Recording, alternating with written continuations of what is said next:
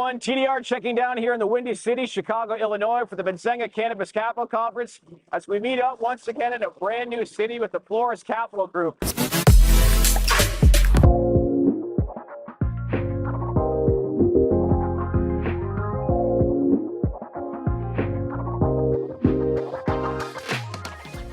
It's been 60 days since they announced their first securitization, so we want to find out how that's progressing, the institution investors that Rob's meeting with, and how it's benefiting the overall industry to give a better return on your investment, you, the retail investor, here at our latest Straight to Black podcast. Rob Sechrist, good to see you again. Another city here in Chicago. How are you? I'm doing well. Just keep running into each other here. I don't know what's happening. Yeah. So in New York, 60 days ago was the announcement of the first securitization within the industry. 60 days later, talk to us about, again, maybe refresh our viewers as to the importance of that and how overall it's been progressing since we last spoke.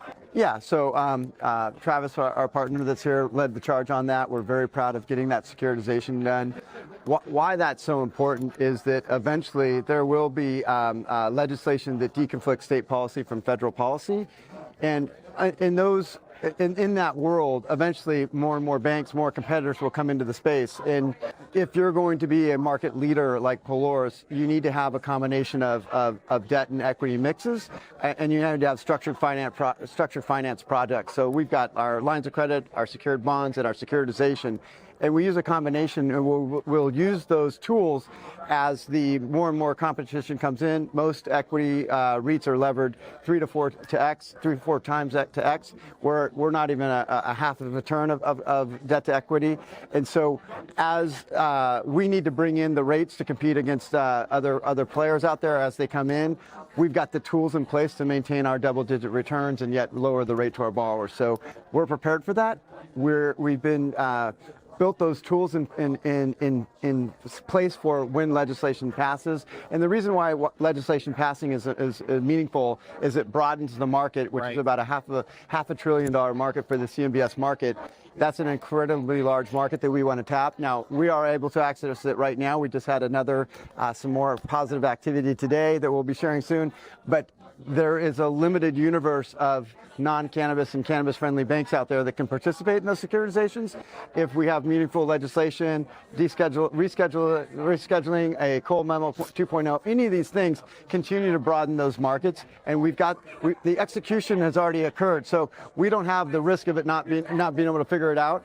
We just need to now start driving them through these core products that we've already established. So based on a lot of what you just mentioned, like what is some of the conversations and feedback that you've received over the last couple of months now that you've made the announcement? Because I know there was a lot of, even at a panel that we were at, there was a lot of misconception and not really understanding amongst the different investment opportunities that investors have pertaining to this and the volatility that was involved, which obviously takes away from a lot of the volatility pertaining to this. Well, so some of our investors thought that any of these products were putting our investors at some way more risk, but we did not increase or go into junior position or mezzanine or anything like that.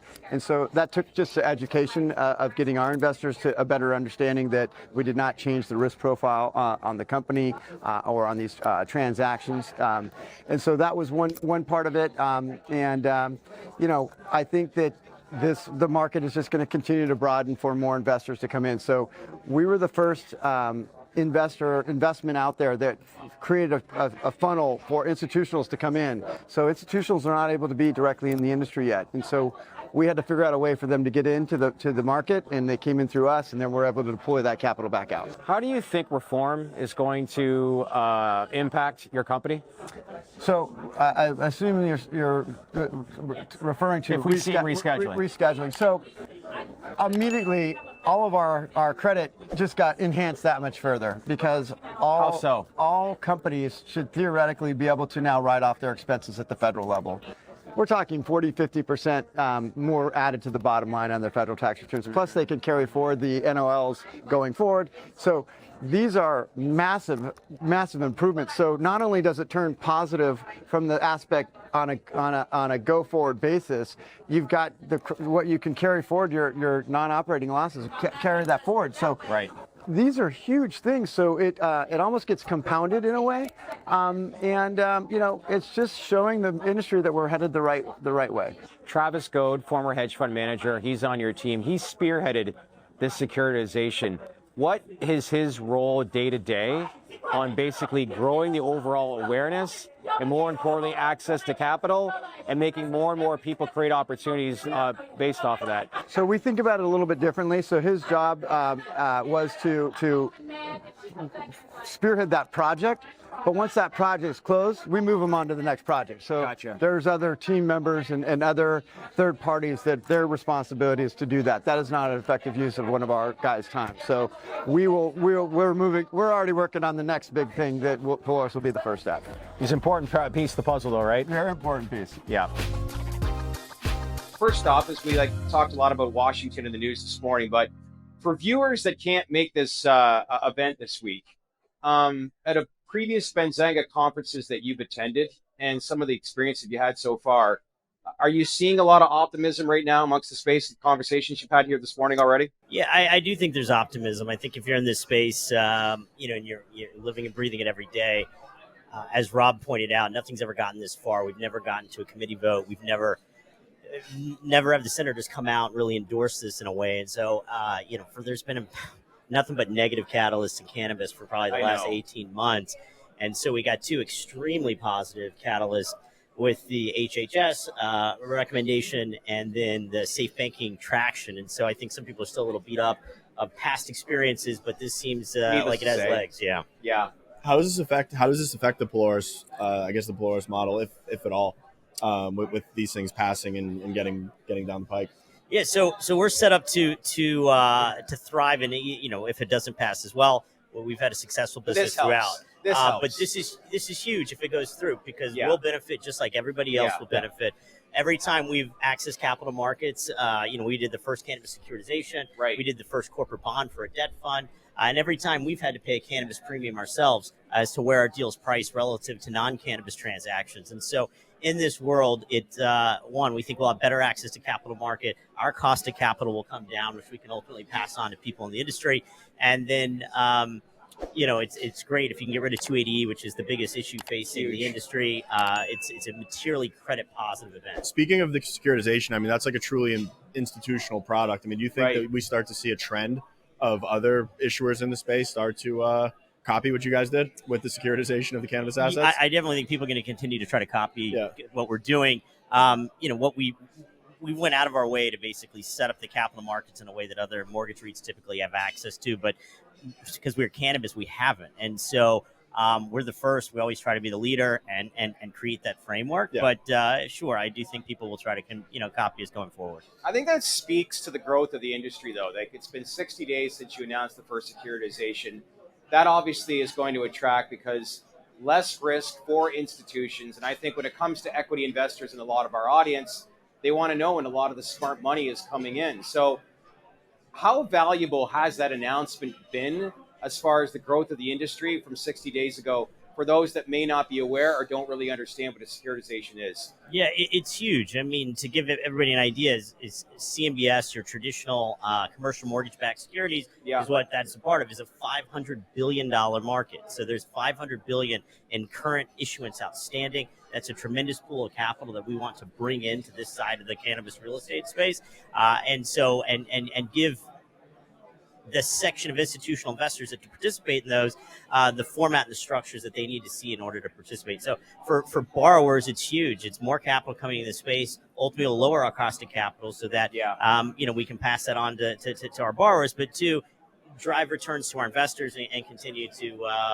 grow our firm. Yeah. What are you seeing over there? What are you reading? I was retweeting the live stream on my my personal account, making sure we get reach on it. So we're still seeing somewhat of it's relatively flat. You think we're exhausted amongst investors right now? I think we're going to trade sideways. My honest opinion is I think we're going to trade sideways for a while. I mean, we've got earnings season coming up, which arguably could be more exciting than this passing. We then have Florida adult use conversion potentially going on the ballot. Ohio adult use conversion potentially coming. There could be momentum in PA. I mean, there's a lot of catalysts outside of this, and I think a lot of people are forgetting the rally that got us here was on the back of HHS. It was not on the back of SAFE. Right. So, I mean, I think we have plenty of catalysts to go. I mean, the businesses are also going to improve from a fundamental. perspective. But I mean, it looks like the capital that is being deployed into the sector is exhausted to an extent. Timing's everything. So they obviously rode the coattails of the HHS announcement, which I can understand why people were happy. There was a short squeeze and equities drove up. If you looked at MSOS was moving, but the underlyings weren't moving. MSOS can't move without action in those names. Well, you've seen some of the resurgence among certain stocks the last 30 days. Some of the questions and topics that we've discussed is, we'll trade sideways, but do you think this is the new benchmark as to where we're at right now? As far as you don't think it'll go down from here? Yeah. Is that what you're saying? It's tough to. There's still so many issues with the way these stocks trade, specifically custody issues that keep institutional investors out. And there's a lot of things on the equity side that need to be addressed. And I think in conjunction with HHS, potential rescheduling and SAFE, and then what ultimately be a memo that has to come from Garland, I think they may address some of the uplisting issues. They may address some of the custody issues and all of these things that really drive the volatility in the space. Yeah. And so since those haven't been addressed yet, I'm not going to call. No, I know, but you're a former hedge fund manager in New York. What do you think is the number one question they're asking or watching right now pertaining to this space? 280E. Oh, you mean for institutions to come into the space?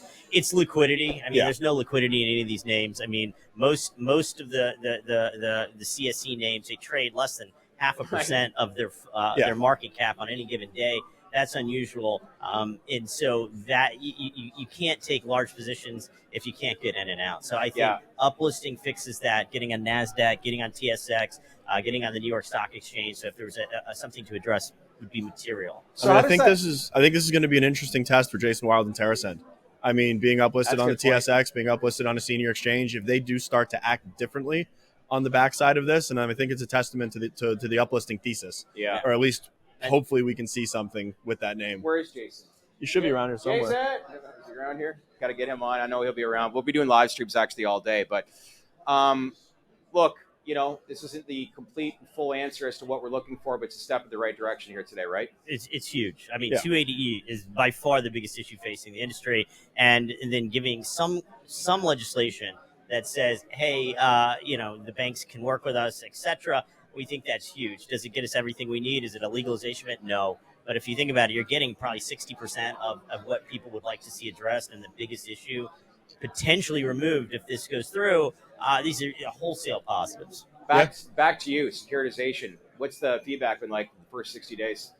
It's been great. People are excited. It's definitely put us in a whole new category with capital markets investors, where they'll say, wow, how did you get that done? It ups credibility factor with these big institutional investors, and that we're able to figure that out, and so it's been fantastic, and we're excited. We think it's a tool we're going to use on a go-forward basis. For those still trying to learn and understand, with the securitization and the access to more capital, walk us through how this actually benefits the overall industry. So it brings more capital into the space, and a securitization is a pooled vehicle where you issue a bond off of a certain subset of collateral, in this case loans, and it's term, non-mark-to-market financing, non-recourse financing. Effectively, it's what we call structural leverage. So it's a very unique. It's not a unique structure. They do it in all these other industries, but it's unique to cannabis, and so we think it's going to be a critical tool on going forward. Yeah, so of course. One, it brings in more capital. Two, it lowers our cost of capital.